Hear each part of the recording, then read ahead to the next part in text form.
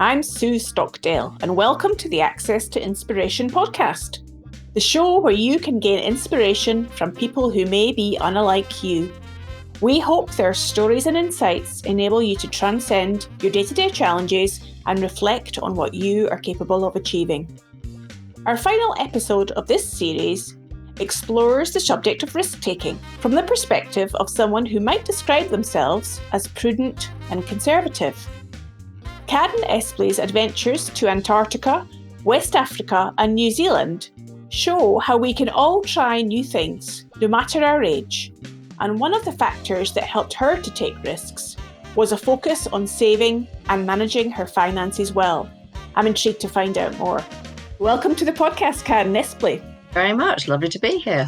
You've got a really interesting list of experiences in your life to date, and I'm going to be fascinated to learn more about those in the course of our conversation today.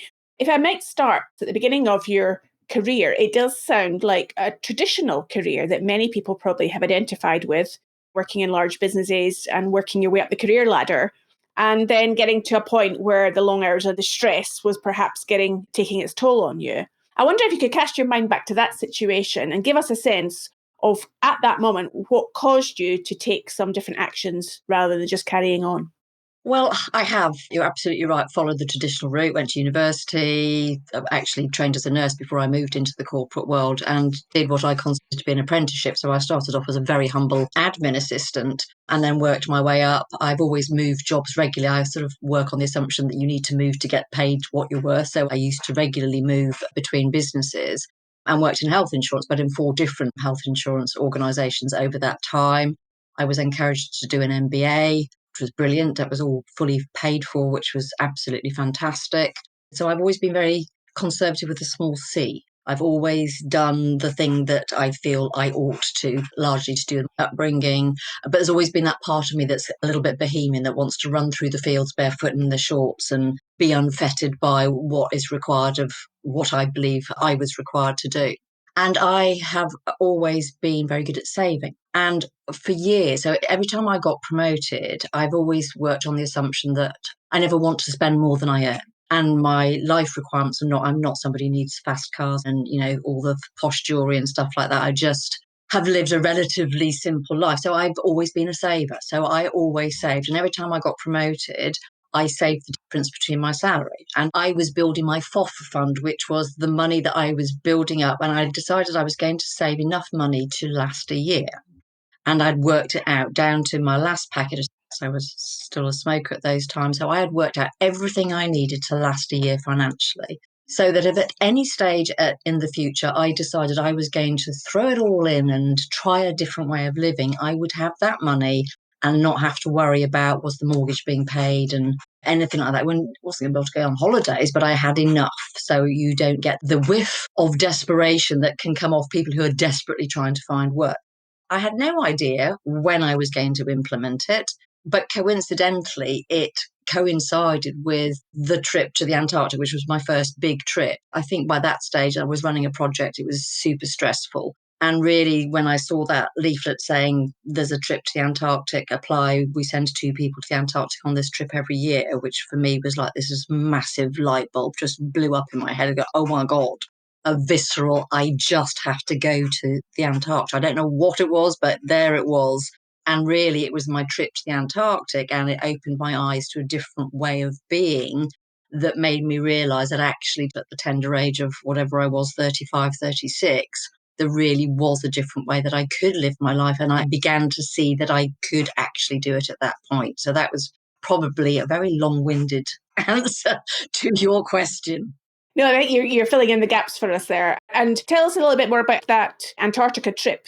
Yes, so Standard Life brilliantly gave me this opportunity. So Robert Swan, who you're familiar with, first chapter of Walk to the North and South Pole, was on the speaker circuit and he'd gone to a Standard Life talk and he'd talked about his trip to the South Pole and the team element. And with his passion for the environment and stuff, Standard Life sponsored his Mission Antarctic trip to this Russian base for 4 years. So every year for the 4-year period, 2 members of the Standard Life would go down to this Russian base and work on the projects down there.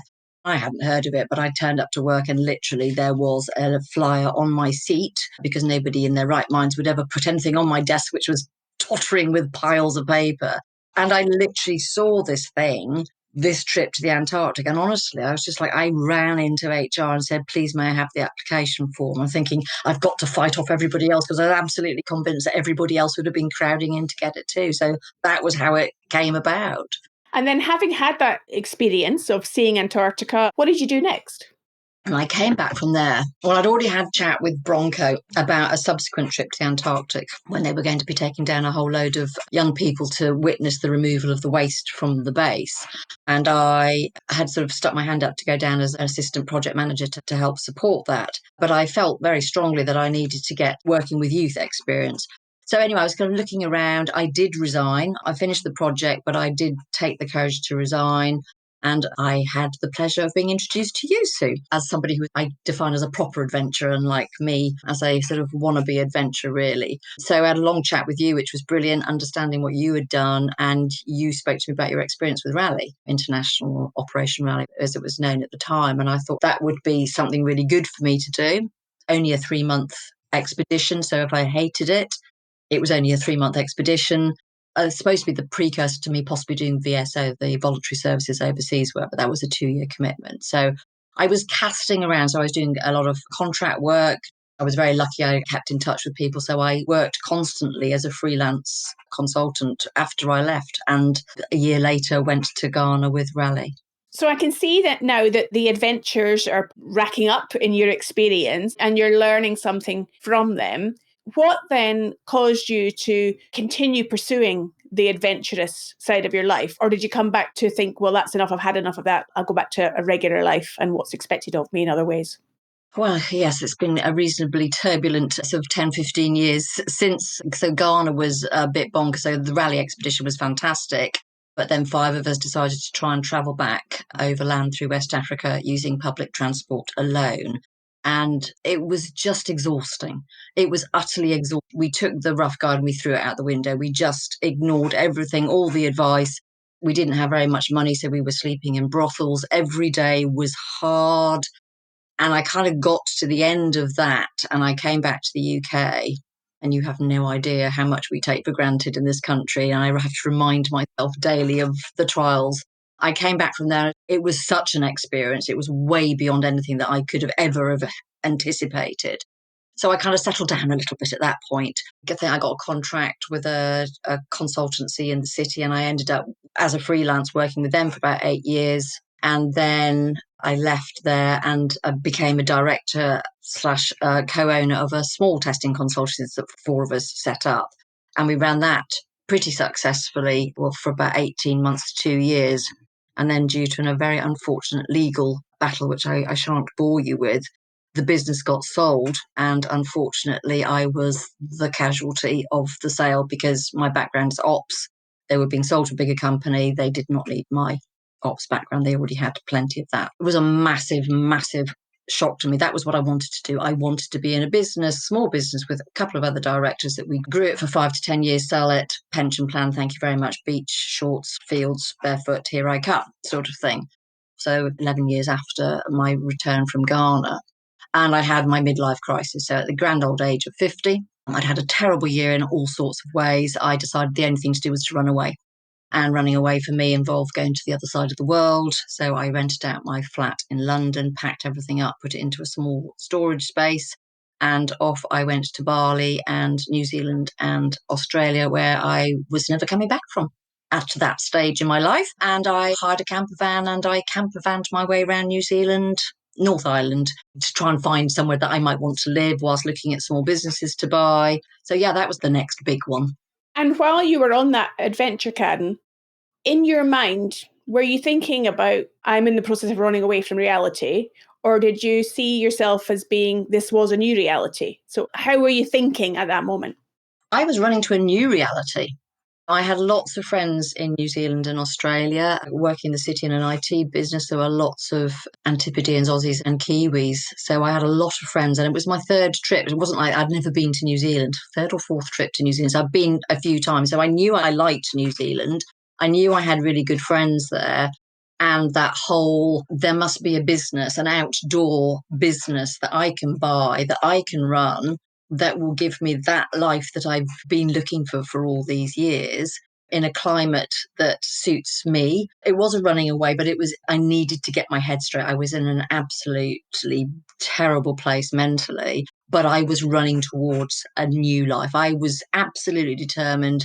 I was not going to be coming back. I was going to find the business I wanted to buy, and I was going to emigrate to New Zealand. So with that clear focus that you had in mind, and then going through the experience of trying to find something, what happened next? Well, I did look at lots. I looked at a wine cycling business on the South Island. I took various beachside businesses. I was very tempted by a bookstore. I love books. Up the road from Auckland. And that was the one that gave me the most serious cause for maybe this could be it. But for what I could afford to buy, it became quite clear to me, digging into the finances and looking at these businesses, that actually I couldn't see a way of making them more profitable than they were. A lot of them were being supported by other halves or whatever. So it became quite daunting. So unless I had a lot more money, or I applied for residency, which actually proved to be remarkably challenging, actually. Trying to muster 100 points, even as somebody as qualified as me, was actually remarkably difficult to do. I got to the point where I thought, I can't do this. I'm going to move to the other side of the world. And it dawned on me, the 12-hour time difference to talk to my parents was actually quite challenging. I couldn't find a business that was going to work. So the thought of moving to the other side of the world, that far away from my friends and family, having to literally start again from scratch, find somewhere to live, buy somewhere, get a business up and running, it actually became overwhelming. And I realised that possibly that wasn't the right thing to do. Hi, it's Sue again. And if you're enjoying this podcast, then you may want to listen to other adventurers' stories. We've created several playlists themed around subjects like adventure, social impact, entrepreneurship, and leadership. So go on over to the website at accesstoinspiration.org and click on the playlists link. What I'm hearing you describe in many of the examples you've given us so far, Karen, is your perspective on risk-taking, and maybe where others might perceive themselves sometimes as being risk-averse. It seems like you're willing to take the risk to see what is possible and what can be gained. Is that how you were seeing it at that time? Well, I do have a tendency to impulsiveness. Something seems like a brilliant idea in the moment, and I'll just grab it with both hands, and then I'll worry about what I've done later. But for something as big as moving overseas, whilst it was an impulse, yes, that's it, I'm going, I'm never coming back, it's tinged with the sensible part of me, which is useful, which says, okay, Karen, this is all very well, but what needs to happen? And does this actually make sense to do? I mean, a proper risk taker would have gone, sod it, I'm going to do it, and worked out the details later. And I do get a bit grumpy with myself that I have let opportunities slip through my hands, because that sensible part of me has then gone, oh no, Karen, no, that it's too dangerous. I mean, I nearly bought a boutique hotel in Bali, which I wish I had done now, because land values went up so much I would be a millionaire. But yet again, having gone through the process, the sensible part of me said, oh, hold the horses, Karen, this is not a sensible idea. So risk taker, but then in massive dose of reality, working this out, and then worry, and then going, oh, that's too scary, and possibly tiptoe back away from something. So is that how you saw your decision then not to settle in New Zealand? Did you see it as a success that you'd thought it through carefully and come up with that output, or was that a failure because you hadn't made it happen? It was a mixture. Now, with the current situation in New Zealand, having quite a lovely time down there, one could regret it. I don't like to regret decisions. I did think it through, and actually at the time that I was lonely a lot of the time, driving around in a camper van in New Zealand in winter, in a very small camper van, exposes quite a lot about what it's like to be totally alone. I'm very happy being by myself, but I couldn't see how it was going to work. And I realised actually the distance gives you some perspective, is that I realised I already had a perfectly good family and perfectly good friends back in the UK. What was I thinking at 50 to throw that all away when I already had that stuff back home. So it actually gave me that perspective. So the decision to come home was the right decision. And I've never regretted that decision to come home. You just can't regret stuff like that. It was too big. And I think I'd done enough research, I'd done enough work to go, actually, do you know what? I think I need to go home. And that's fine. I understand what you're saying there about making a conscious choice to come back rather than it being the net result of you not finding anything in New Zealand. I just want to take you back a little bit to what you were talking about being on your own in New Zealand. Tell us about that sense of being alone. And I'm wondering whether you ever felt lonely during those times. I felt terribly lonely at times. I am by nature quite a reclusive person. I am introverted. I know that can be hard to believe, but I am actually an introvert. I need my own space to recuperate and stuff. So from that perspective, I'm very independent. I've been very independent from the age of 18, so I can look after myself perfectly well. But I remember being in Bali and being in my barong or whatever they're called, and sitting there at this table by that was a very small, only three little cottages and the owners, crying over my noodles. Sorry, I'm getting quite emotional now because I just felt that what have I done? Why at 50, excuse me, am I here? What has my life come to that I hadn't got a scooter. The cottages were in the middle of nowhere, typical of me, banged myself in the middle of nowhere. And the beach was quite perilous to walk down to where the restaurants and stuff were involved, a perilous crossing of a river, which nearly drowned me one day. So I was stuck there and I was just beside myself. And it was a bit the same in New Zealand. And I hate to be a stereotype, but there is that fear of the single white woman, single white female, right? People wouldn't talk to me. This strange woman with an English accent has turned up at a campsite in a pretty rubbish camper van, quite frankly, and people wouldn't talk to me. I just thought, oh, travellers of the world, we'll unite in the kitchen. If nothing else, to say, oh, where have you been? What was good? What was bad? Where should I go? You'd think you'd at least have those conversations, but most of the time, people avoided me. So I started to get a little bit paranoid about it until I met another lovely Canadian lady on a canoeing thing that we did, and she'd had exactly the same problem. There were a couple of places where I did meet, and there were some couple of couples who were just delightful to me, and they saved me. And what actually saved me from my loneliness was writing my blog. So I wrote my book in Kookaburras, Kiwis and Kaza, Travel Tales of an Old Bird, which I thought was remarkably witty of me. And that was really useful because that kept me, so thank goodness for the internet. It kept me in touch with the world and it made me look and observe places far more closely than if I was just there on my own, where I would just gone, well, that's pretty. So I ended up doing a lot of research as to places I've gone and why they were there and what had happened, and information and lots of photographs. I love writing. So it was really nice for me to write my blog, which is quite challenging on a small tablet. And I was getting really good feedback from it. So people were loving it. So that kind of kept me in touch with the world. And I felt less lonely as a consequence of doing that. Did you see that as a bigger reason for your travels, that you were learning something and sharing that learning with others? So it wasn't just a more of a personal thing? When I was in Ghana in the rainforest, daily I wrote my diaries. It was just a really good, I've got terrible memory. So actually it's a really good way of recording. So partly it was selfish. It's a blog, but it's equivalent of a diary. I like to entertain. A lot of my earlier life, I like to say earlier, but still in my 40s, getting up to shenanigans and people loving the fact that, oh, what's Karen done now? Because I'm quite a good writer. So part of it is that I'm the entertainer. I need to entertain my audience. But equally, people are interested. People like stories. People are interested to know about other bits of the world. And I was quite happy to share that with them. So a mixture of both, partly selfish, partly helping other people understand. Blogs being looked at by all sorts of people, which will help them when they travel. I imagine other people were able to sit in their armchairs and have a sense of your experience through your eyes, through your writing. I would hope so. When I published my business book, my brother who lives in Wales got back to me and said, it was like you were in the room with me, that language. So that if I can connect with people, they go, yeah, I feel like I'm sitting with Karen. We're having a chat and a cup of tea, and she's telling yet another ridiculous story of her mishaps, then great. So everyone's a winner as far as I'm concerned. How do you describe yourself now, Karen? If you were to meet somebody new in the street and they say, oh, and what do you do? What sort of identity do you have for yourself these days? It's a very interesting question. I'm still on the quest to find that bit where I feel like I found the right place. I'm more there than I was. I run my own business.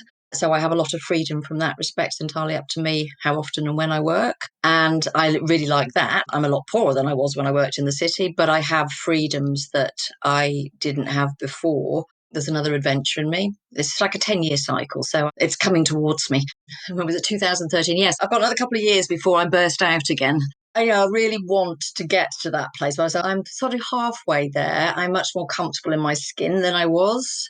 I'm still pretty conservative with a small c. There's still that doubt and fear holding me back from the sort of conventional life that I generally still live, to be honest. I still think I need some bravery in that and to grasp the thorn and go, I'm just going to let go of all those chains, which I think still hold me back, and go for it. I still haven't quite worked out what that shape looks like, but I'm still on that quest and I feel I'm making steps towards. I think I will get there.